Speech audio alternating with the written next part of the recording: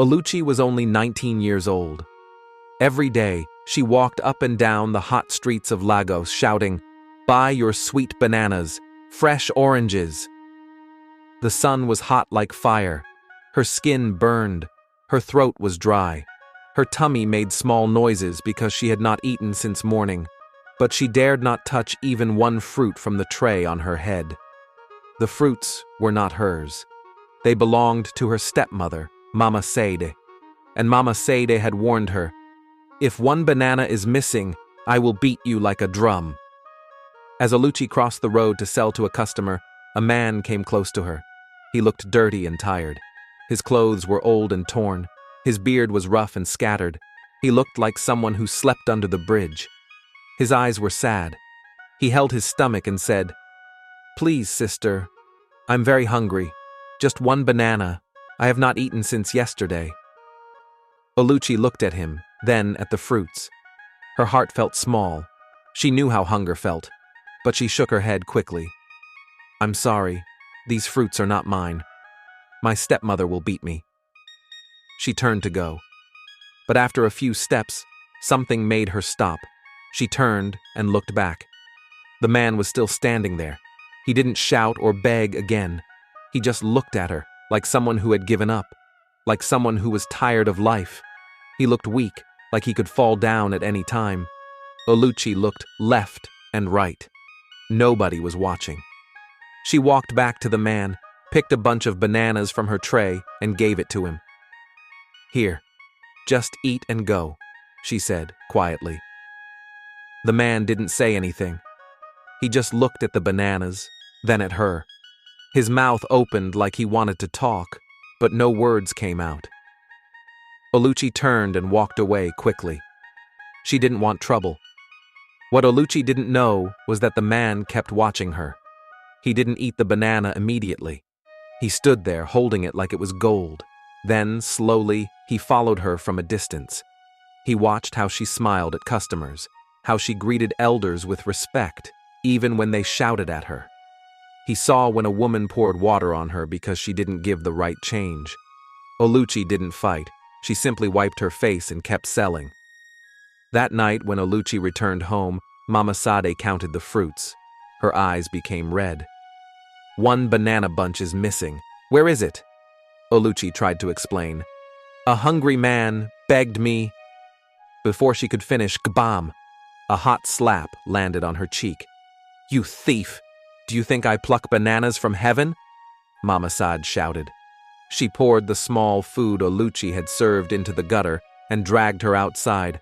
"You will sleep outside tonight, foolish girl." Oluchi sat on the cold floor outside the house. Her stomach hurt from hunger. Tears rolled down her cheeks. She didn't cry out loud. She just sat quietly, looking at the moon. She wondered what her real mother would have done if she was alive. Across the road, under an old shed, the strange man from earlier was sitting, still holding the banana. He was watching her. In his hands, he held a small brown book and a pen. He wrote something in it. Then he stared at the moon too.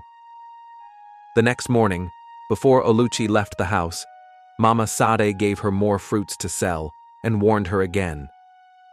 "If one single fruit goes missing today, you will not return to this house.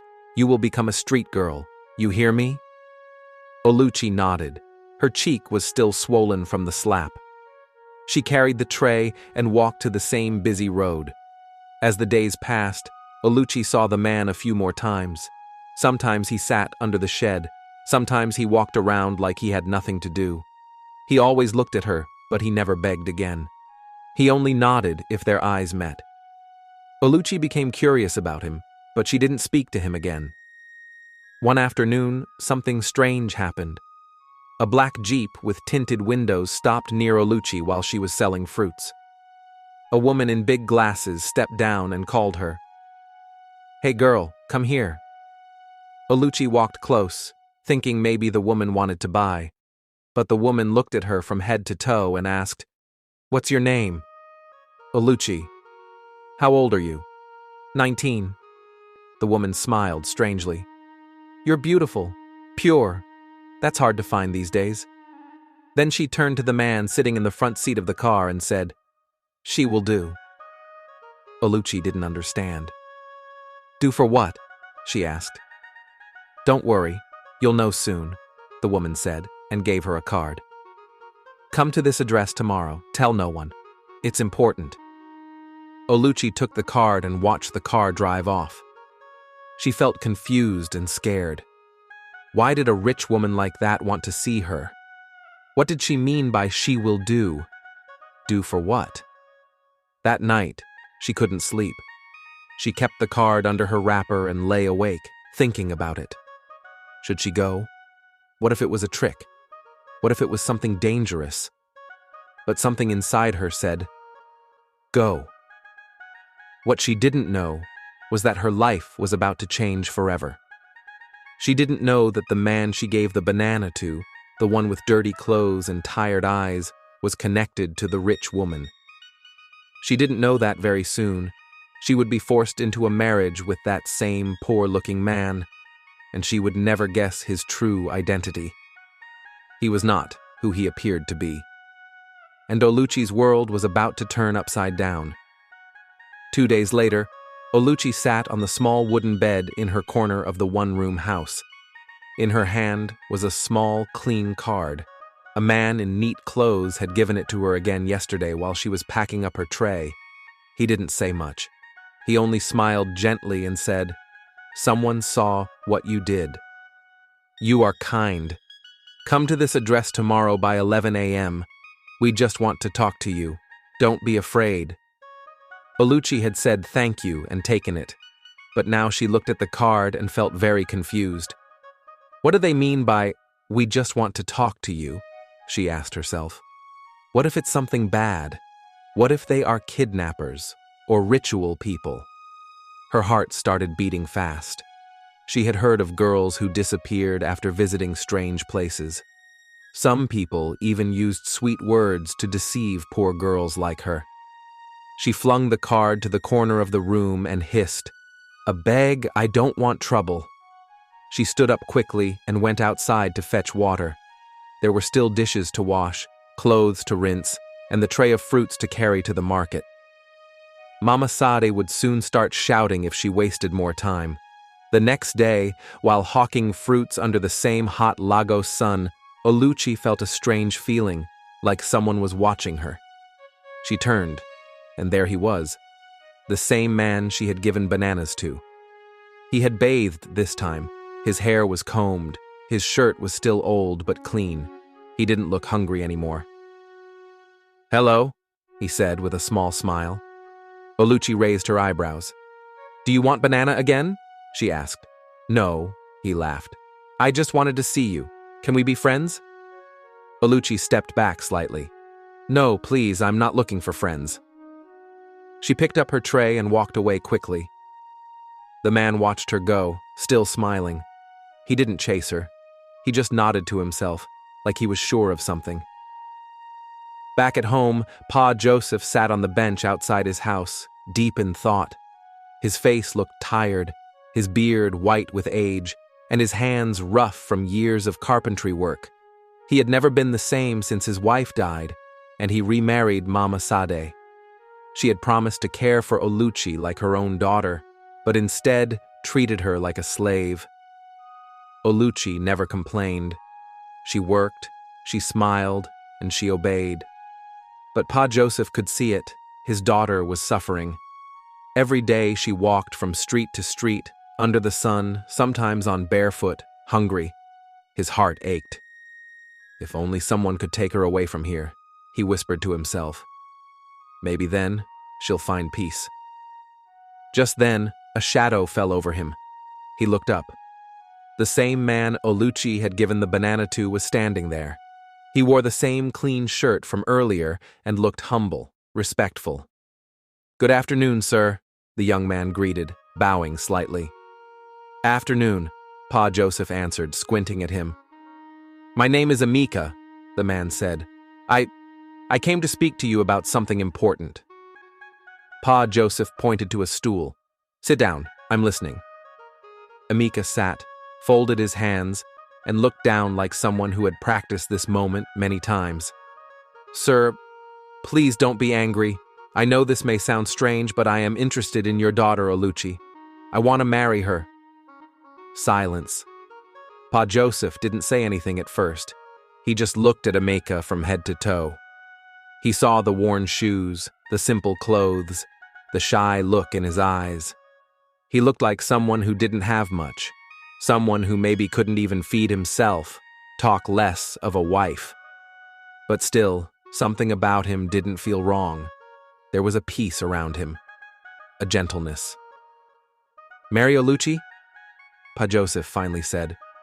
"You don't even know her. Why her?" "I know enough," Emeka said calmly. "She gave me bananas when I had nothing. She didn't know me, but she still helped me. That told me everything about her heart. I want a wife with that kind of heart." Pa Joseph sat quietly. A small voice in his mind kept whispering, "Don't judge by what you see. Look deeper." He cleared his throat and said, "She is my only daughter. I love her. I don't want her to suffer more than she already has. Are you sure you can care for her?" "I may not look like much, sir," Emeka said, his voice steady, "but I have plans, I have dreams, and I will treat her like gold." Pa Joseph rubbed his forehead. "I don't know. She's still young. And you look like—" "I know I look poor, sir," Emeka cut in softly. "But I'm not asking for your answer today. Just please, allow me to speak with her, even just for 5 minutes." Pa Joseph looked at him again, this time not with doubt, but with curiosity. "All right," he said finally. "I will talk to her, but I'm not forcing her into anything. If she says no, then that's the end." "Thank you, sir," Emeka said, standing up with a deep bow. That evening, Oluchi returned home with aching feet. She dropped her tray and sighed.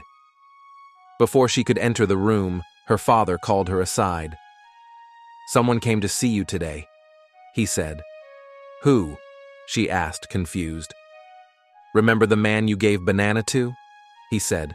Her eyes widened. "What does he want again?" "He says he wants to marry you." Oluchi's mouth dropped open. "Marry me? That dirty man?" she shouted without thinking, then covered her mouth. "Sorry, Papa, but I don't understand." "He came to me with respect. He didn't beg for food this time. He just wants a chance to speak with you." Oluchi's heart beat fast. What was going on? Everything was happening too quickly. First, cards from strange people with strange addresses, now a poor man proposing marriage. She sat down on the bench and placed her hands on her head.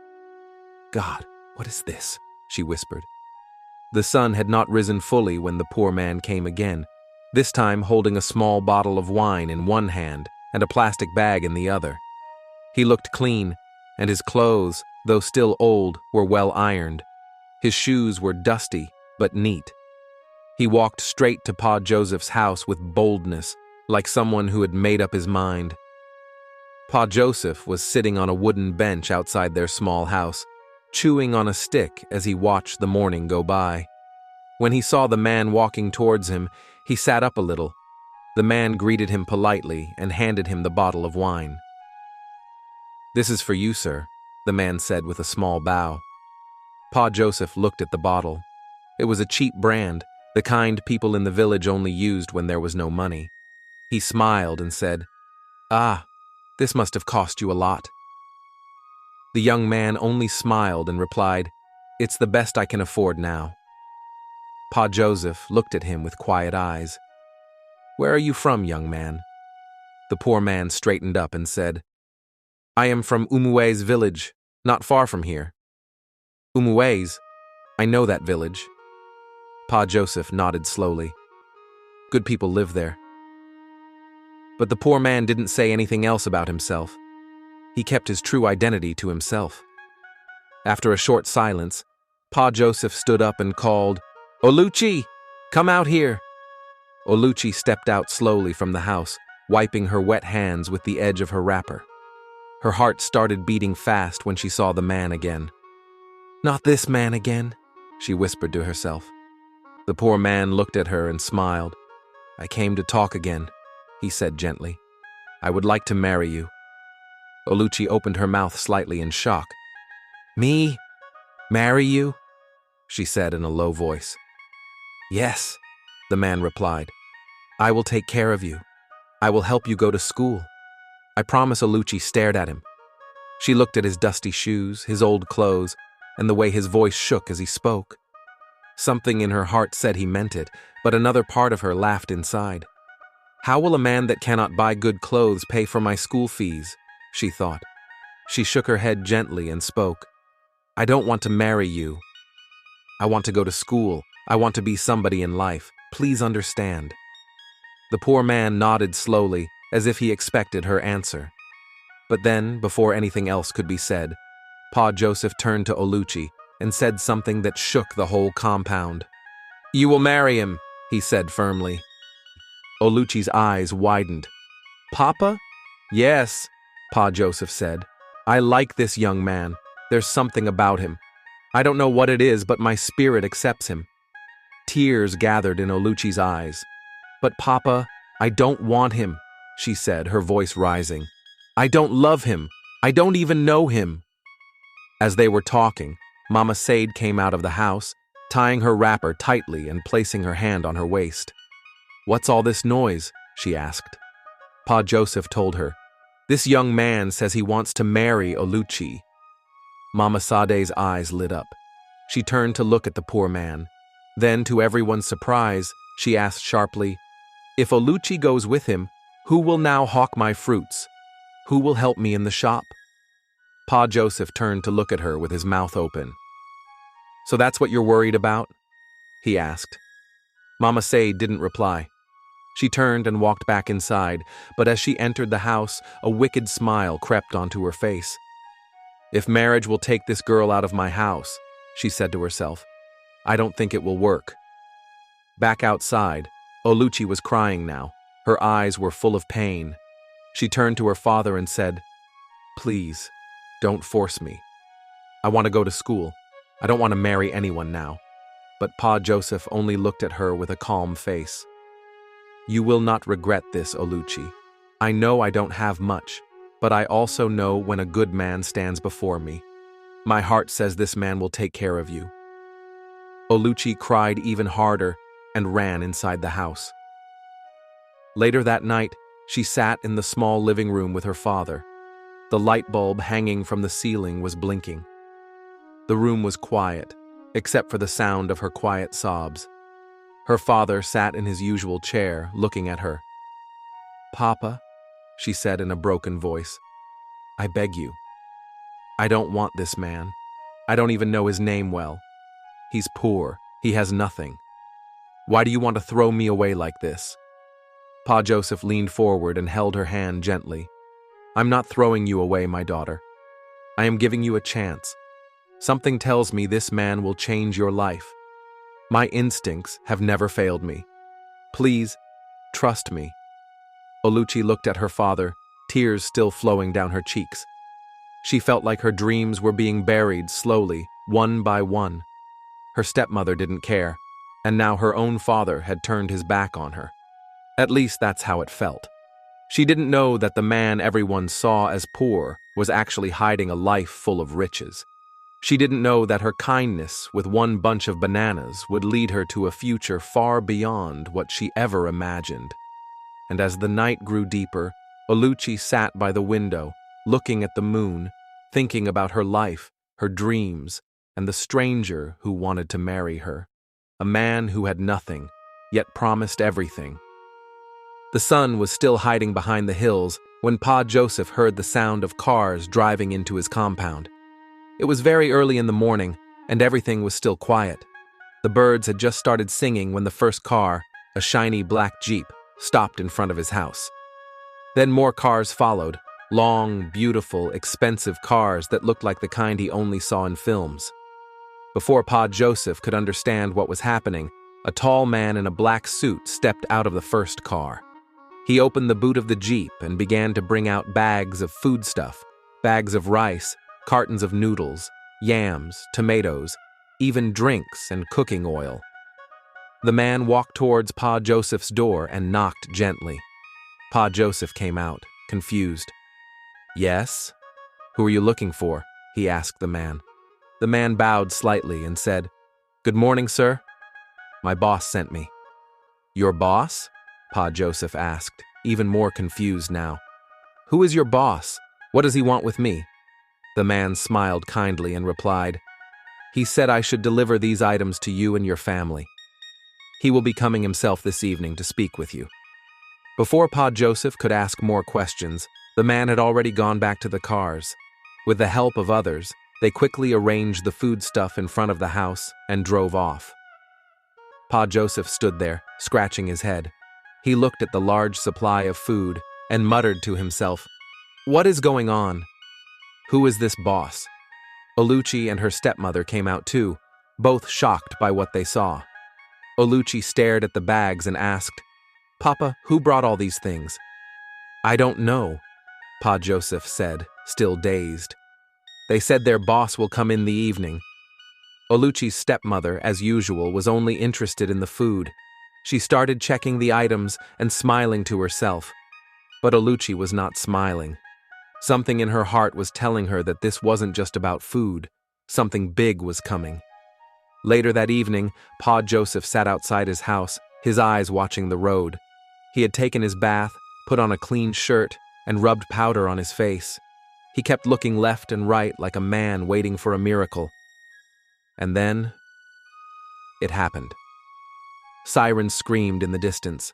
The same expensive cars returned, this time with more noise. Villagers came out of their houses, running to see what was going on. Children screamed with excitement. Dust rose in the air as the cars stopped right in front of Pa Joseph's house. Pa Joseph stood up quickly. His heart was beating fast.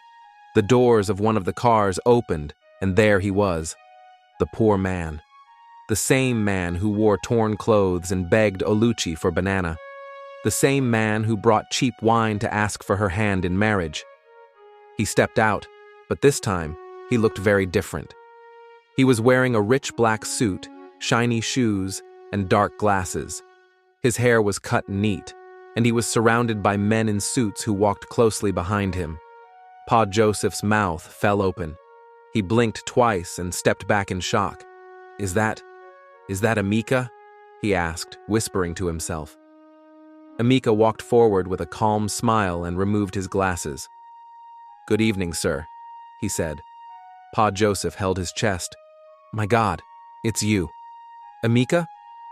"Yes, sir," he answered. "My name is Amika Nwoke. I am the CEO of Nwoke Holdings. I own the biggest electronics company in Lagos. I've been living a simple life for a few months, looking for a woman who would love me for who I am, not for my money." The crowd gasped. Oluchi ran out of the house and stopped immediately when she saw him. "Emeka?" she whispered. He smiled and turned to her. "Yes, Oluchi, it's me." She stood still, tears filling her eyes. Emeka walked closer, reached into his pocket, and brought out a small box. He knelt down in front of Oluchi, opened the box, and showed her a shiny diamond ring. "Oluchi," he said, "you were kind to me when I had nothing. You gave me banana when you were hungry yourself. You smiled at me even when your life was hard. That day, I knew you had a golden heart. Please, will you marry me now?" Oluchi covered her mouth with both hands, shaking. Tears poured down her face as she nodded. Yes, I will." The crowd clapped and shouted with joy. Her stepmother could not say a word. Her mouth was wide open. She looked from Oluchi to Emeka, then back to the bags of food in her mind, and she knew her game was over. Pa Joseph was speechless. He looked at the man and said, "I knew it. I knew my instincts could never fail me. I liked you from the very first day. I didn't know why, but my heart told me you were different." Emeka stood up and hugged him. "Thank you for believing in me, sir." A few weeks later, the village saw a wedding they would never forget. It was grand. Cars filled the streets, musicians played, big guests from the city came with gifts. Oluchi wore a white gown that sparkled like stars. Emeka looked like a prince. They danced, laughed, and celebrated. And when Oluchi walked into her new home in Lagos, a big mansion with a gate taller than the trees in the village, she held Emeka's hand and said, "Thank you for choosing me." Emeka smiled and replied, "No, Oluchi. Thank you for seeing me when no one else did."